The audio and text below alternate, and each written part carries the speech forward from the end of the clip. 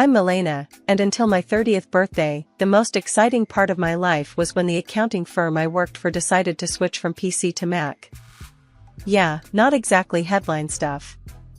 But then, at a friend's birthday bash, everything changed. That night, I stood at the corner of a cramped living room, clutching a soda and feeling awkward in my too tight dress. The music was loud, way too loud for conversation, but apparently just right for him, Mark. He was a head taller than most, which was probably why he spotted me. He sauntered over with a confidence that made my heart skip. "Hey, you're Milena, right?" His voice was clear, even over the thumping bass. Yeah. And you are?" I sipped my drink, trying to look calmer than I felt. "Mark. I've seen you around. Mind if I join you?" He didn't wait for an answer, just took it as a given and stood next to me. "Not at all," I said, my voice nearly lost to the latest pop hit blaring through the speakers. "So, Milena, what brings you here tonight?" He leaned in, his tone casual, but his eyes intense. "Just here to celebrate Sarah's birthday. You know her long?" "Yeah, went to college with her. She keeps inviting me to these things." He shrugged. "Can't say no, can I?" We laughed, and it felt natural, easy. "I get it. I work with her. She's kind of hard to say no to." "An accountant, right?" she mentioned. He nodded like he knew all along. "That's right. Numbers are my game," I joked, though I usually found nothing funny about spreadsheets. "Sounds thrilling." He grinned, and I couldn't tell if he was mocking me or not. "Oh, absolutely. It's all wild parties and high stakes in the accounting world." We laughed again, and that's when I felt it, the ease of talking to someone who seemed genuinely interested in what I had to say. It was a new feeling, exciting and a bit scary. "You want to grab some air?" he suggested, tilting his head towards the backyard. I nodded, grateful to escape the noise. Outside, the cool air was a relief. "So, what's a guy like you doing in a place like this?" I asked, trying to sound smoother than I felt. "Just looking for a good time, I guess. And maybe someone cool to hang out with," he said with a smile that made his eyes crinkle at the corners. We talked about everything and nothing, movies, books we liked, how he was into graphic design but stuck at a corporate gig he didn't love. It was as if we'd known each other for years. As the night wound down, he pulled out his phone. "Can I get your number? I'd really like to see you again, Milena." I hesitated, not used to this kind of attention, but something about him felt right. "Sure," I said, punching my number into his phone. He smiled, his whole face lighting up. "Great. I'll call you. We should go out, just the two of us." "Sounds good," I managed, my stomach doing flips. I watched him go, a part of me still in disbelief that this was my life now. Maybe turning 30 wasn't so bad after all.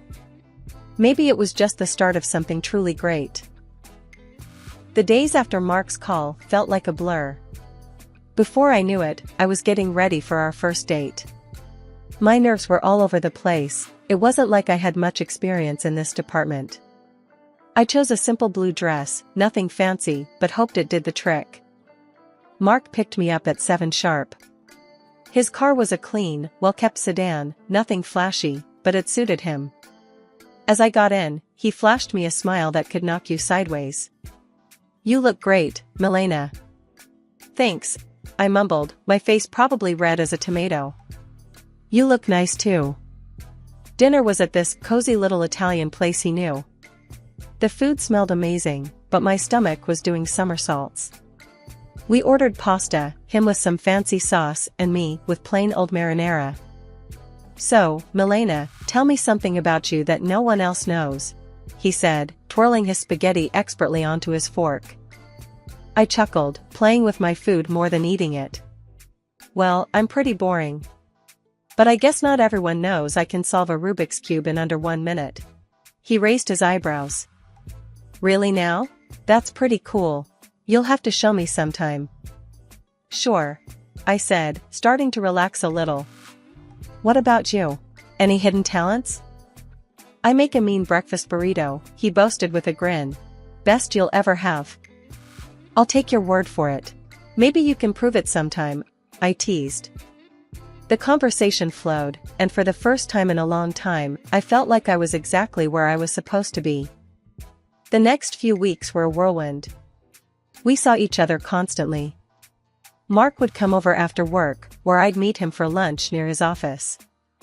He introduced me to his favorite spots around town, little nooks I'd never noticed before. It was like seeing the city for the first time. Things took a serious turn when he invited me to meet his parents, Jack and Mary. They lived in a small but cozy house filled with photos and knickknacks. Mary hugged me the second we walked in.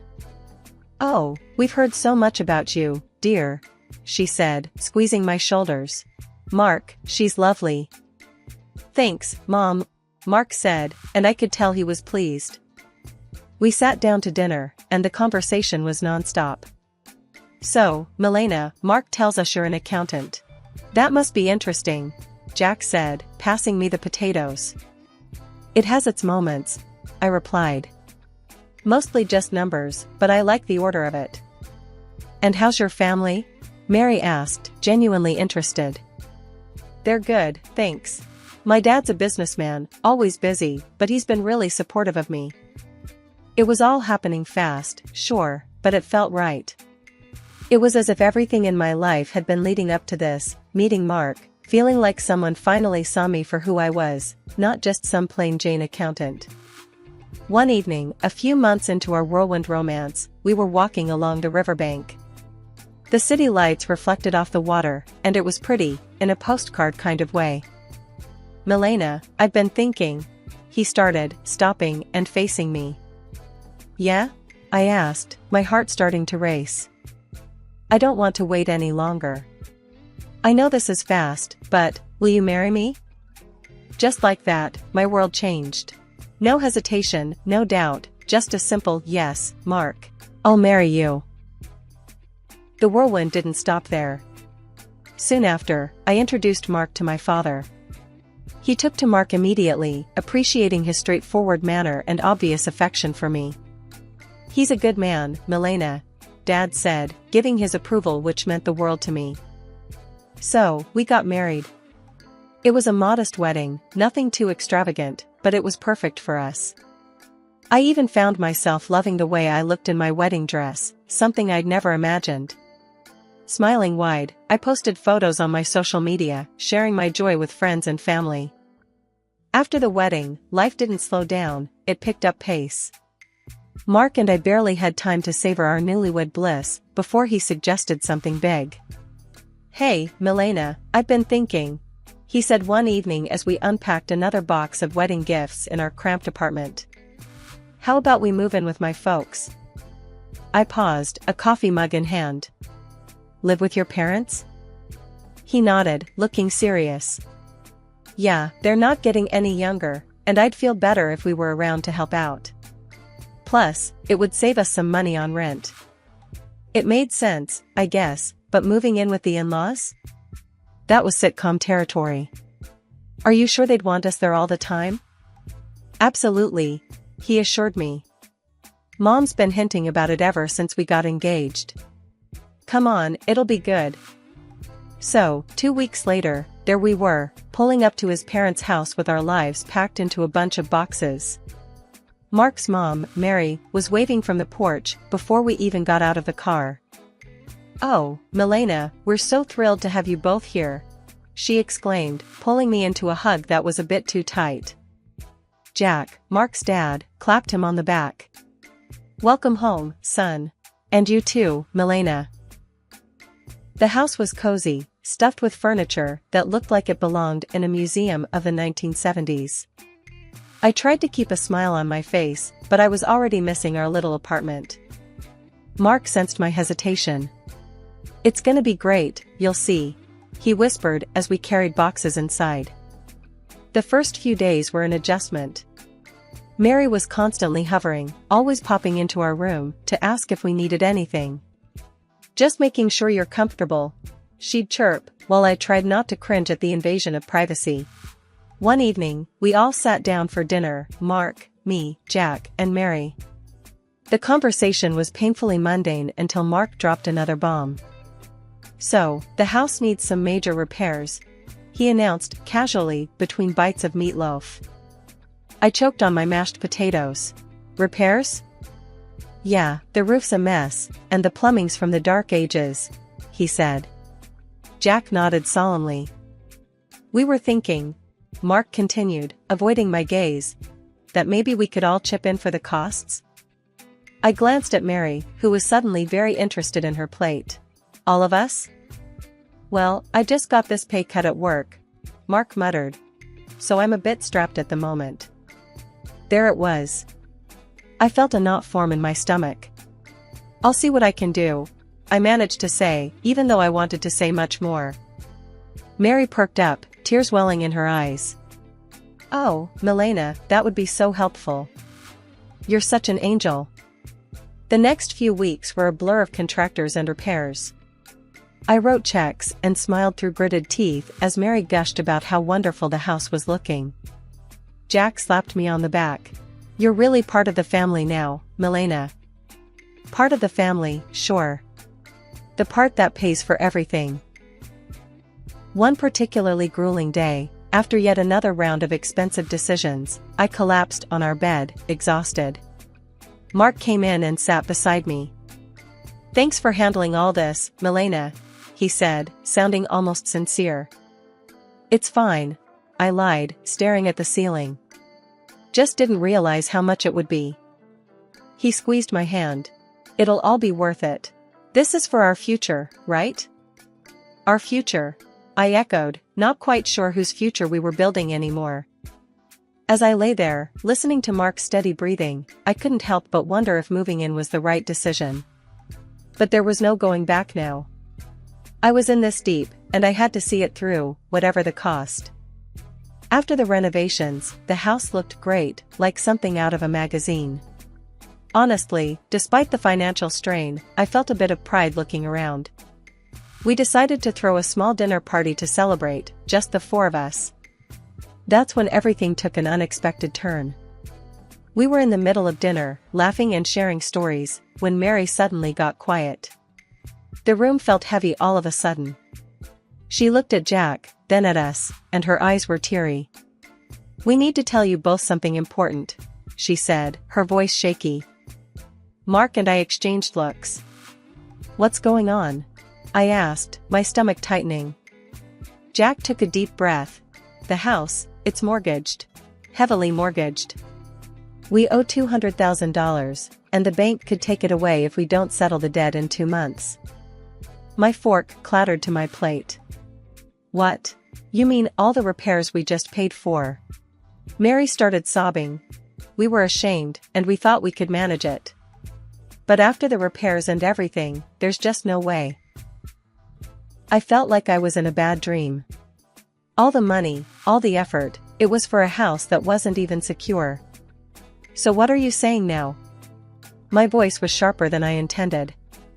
"Well," Mark started, his eyes avoiding mine, "I was hoping, maybe, Milena, you could talk to your father."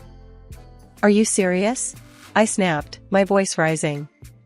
"Ask my dad for $200,000? It's just, after his help, the house would be secure. For us, for our future," Mark pleaded. Mary's sobbing grew louder, making me feel like the villain in this crazy drama. "Please, Milena. It's our home. We've spent decades in this house." I was furious, but the tears and the pleading wore me down. I'll think about it," I finally muttered, feeling trapped. The next day, I called my dad, hesitantly explaining the situation. To my surprise, he agreed to help, but on one condition. "I'll give the money, Milena, but only with a formal agreement, a receipt. I want everything documented." When I relayed this to Mark, he wasn't happy. "Why does it have to be so formal? Can't he just trust us?" "It's $200,000, Mark.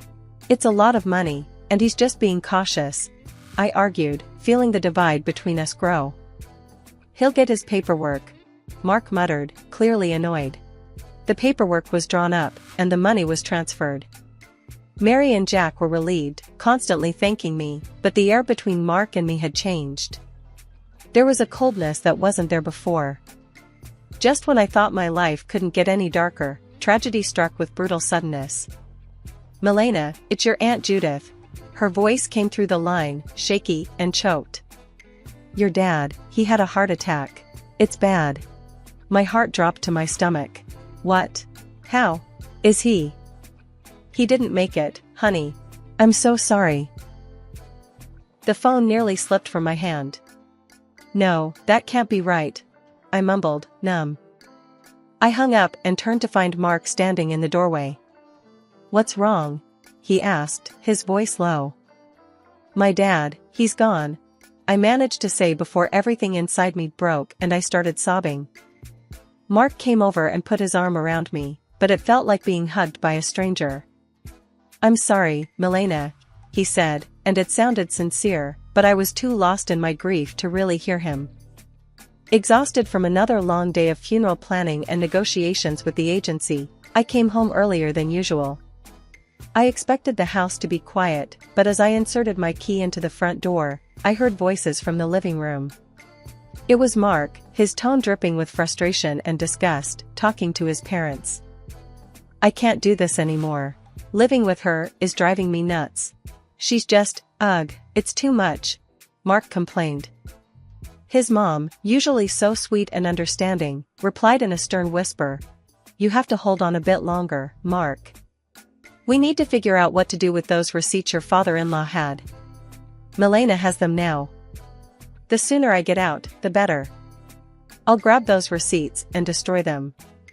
And then I'll start all over again with that rich beauty I told you about." Mark's voice was cold, calculated. I felt a chill run down my spine. Here I was, mourning my father, while the people I lived with were plotting behind my back. They weren't the loving family I thought I married into. Instead, they saw me as nothing more than a means to an end, a way to secure their financial troubles. Rage mixed with shock, but I knew I had to keep my cool. So, I slammed the door loudly, as if I had just come in, disrupting their scheming. "Oh, Milena. You're back early. How did everything go with the funeral plans?" Mary's voice shifted instantly to one of concern, her eyes wide with feigned innocence. I forced a smile, my stomach turning. "It's all coming together. Thanks for asking." As I spoke, I could see the quick glances they shot each other, their faces a mask of fake concern. It made my skin crawl knowing their true colors, but I realized that showing my cards now wouldn't help. I needed to be smart. I needed to protect what was mine, and possibly even get some justice for their deceit. The funeral was somber, the air heavy with grief and murmured condolences. But as the ceremony wrapped up and we returned to Mark's parents' house, the true colors of the family I married into began to show. As we gathered in the living room, sipping on lukewarm coffee, Mark's demeanor shifted. His usually charming facade crumbled away, revealing something more sinister. With a cold laugh, he looked straight at me and dropped the bomb. "Milena, pack your things. You need to get out. I've got someone else now, someone better." His words should have been like a slap. I pretended to be stunned, but before I could respond, Mary chimed in with a snide giggle. "We've really had enough of you, dear. We only put up with you for your money." "What about the house?" I asked, feigning innocence. "The house that I paid to fix, the $200,000 I poured into it?" Mary laughed harder, as if I'd told the best joke of the year. "Oh, sweetie, this house is ours. You're nothing here." Mark's smirk widened. "And those receipts you're so proud of? Found them in your dad's house and burned them. They're gone." For a moment, I let them believe they had won. But then, I couldn't help it, I burst into laughter.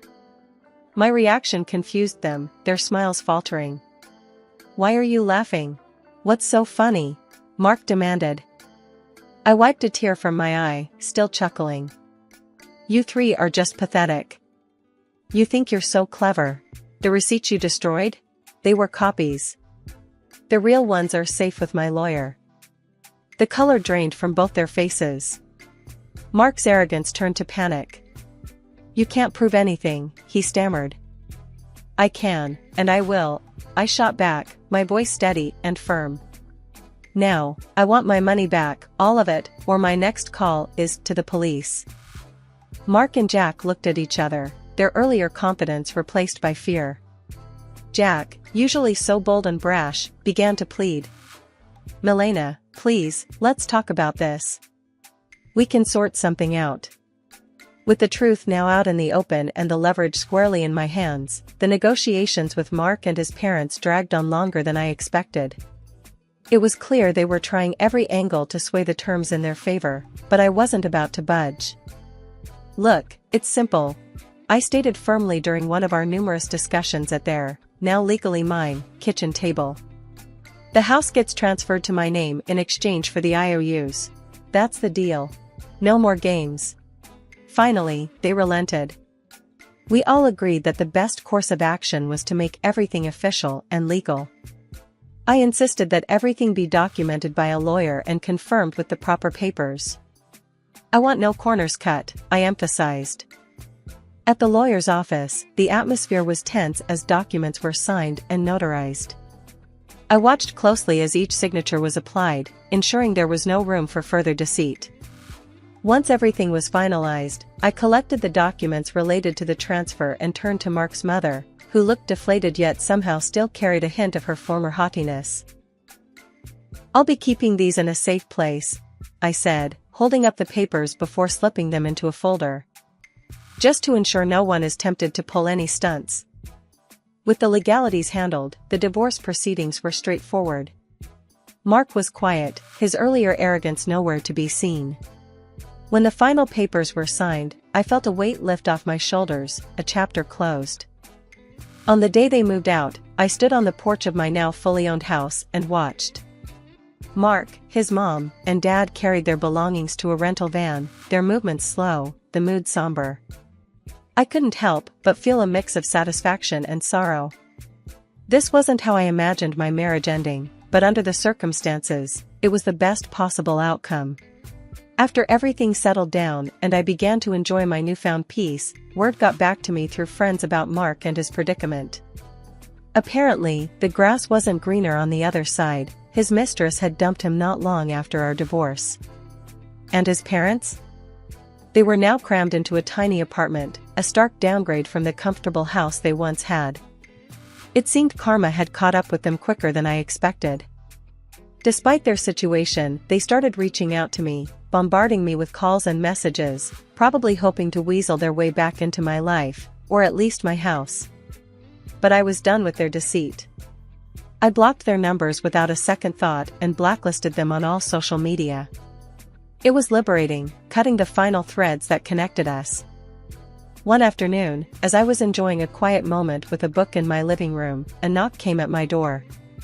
Peering through the peephole, I saw Mark standing there, a pathetic figure holding a bouquet of flowers. The audacity of it made me scoff. Opening the door, I couldn't help but laugh outright at the sight of him. "Really, Mark? Flowers?" He shuffled uncomfortably, the bouquet seeming to wilt along with his spirits. "Milena, I've realized so many things. I was wrong, terribly wrong. Remember when you told me I disgusted you?" I interrupted, leaning against the door frame, not bothering to hide my amusement at his discomfort. "What changed, Mark? Run out of options?" He looked down, the shame clear on his face. I made mistakes.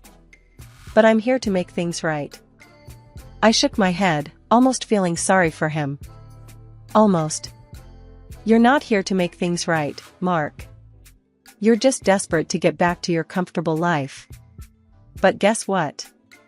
That life doesn't exist anymore. Not for you." His face fell, and he took a step back, as if my words were physical blows. "Milena, please.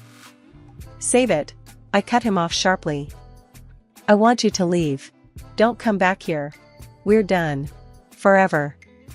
Mark stood there for a second longer, his hope visibly crumbling. Then, without another word, he turned and walked away, his shoulders hunched in defeat. Returning to my book, I smiled to myself.